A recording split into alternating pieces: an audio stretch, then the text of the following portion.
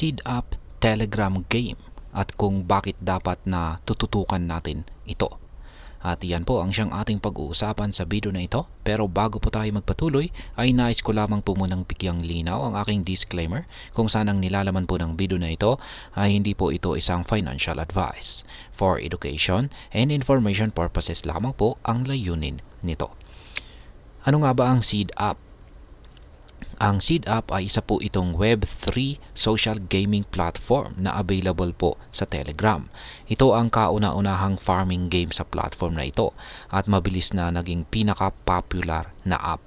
Sa loob lamang ng 3 linggo mula nang inilabas ito ay umabot na ito sa 1 million na daily active users mula sa mahigit 200 na bilang ng mga bansa. Ngayon ay paano nga ba ito nilalaro? Sa Seed Up, ikaw ay magiging isang farmer. Ang gameplay ay simple at nakakainganyo. Ang gagawin lamang natin dito ay magtatanim ng mga puno. Magtatanim ka ng mga puno at mag-aalaga ng iyong farm. Pagkatapos ay kolektahin ang mga seed tokens. Habang naglalaro ay makakakolekta ka po ng mga seed tokens na maaari mong gamitin sa iba't ibang paraan.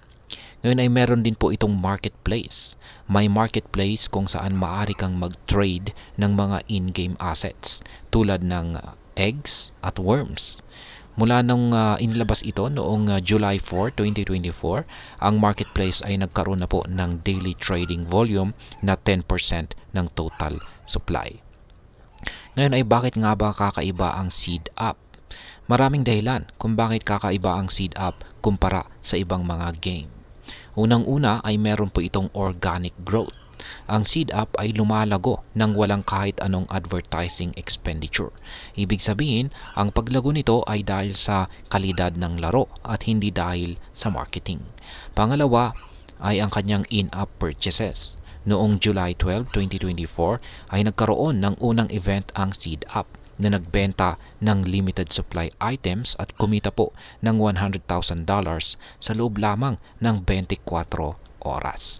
At ang pangatlo ay meron po itong decentralized advertising. Ang Seed Up ay nagpa-pioneer ng decentralized advertising sa loob ng kanilang gaming booth at nag-aalok ng mas magandang user experience at bagong monetization opportunities. Ngayon ay ano ang hinaharap ng Seed Up? Hindi lang nakatuon ang Seed Up sa mabilis na paglago ng TON ecosystem, kundi nagre-redefine din ito ng kung ano ang possible para sa Telegram mini apps. Yan, patuloy po na mag-i-integrate ang Seed Up ng mga groundbreaking features para sa mas malalim na user engagement. At maliban dito ay magiging mas malawak ang paggamit ng decentralized advertising kung saan ay magbibigay ng bagong paraan para kumita ang mga user habang naglalaro. Ngayon ay bakit dapat mong subukan ang Seed Up? Unang-una ay meron po itong engaging na gameplay. Ang simpleng gameplay nito ay madaling maintindihan at nakaka-addict kaya't hindi ka talaga maboboring. Pangalawa ay meron itong potensyal na profit sa pamamagitan po ng pagkolekta ng seed tokens at pag-trade ng mga in-game assets nito ay may potensyal ka pong kumita. At ang pangatlo ay ang kanyang community.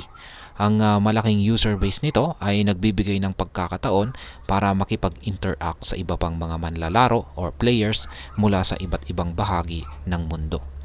Ngayon ay paano ba magsimula dito sa Seed Up? Madali lang naman ang mga steps para simulan ito. Meron lamang po itong tatlong mga steps. Una ay syempre i-download ang larong ito sa Telegram. Kaya kung wala ka pang Telegram ay kailangan mong i-download ito. Maaari mo rin itong i-download sa App Store at saka sa Google Play. Sunod ay hanapin ang Seed Up. Search mo lamang yung kung pag ikaw ay nasa Telegram ay yung @seed _coin _boot.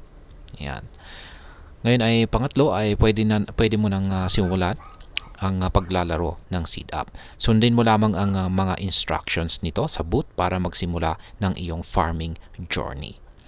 At ayan, sa kabuuan ay masasabi ko po rito ay ang Seed App ay hindi lang isang laro. Ito po ay isang game changer sa mundo ng Telegram gaming.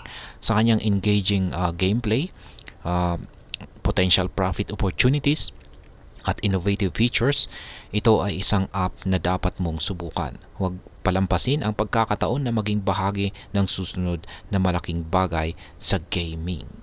At ayan, hanggang dito na lamang po tayo sa video na ito mga ka-crypto. Sana po ay inyong nagustuhan ang aking paliwanag sa video na ito. Kung inyo po itong nagustuhan, pag-click lamang po ang like button nito. Para naman po sa mga bago lamang dito, kayo po ay aking inaanyayahan para mag-subscribe.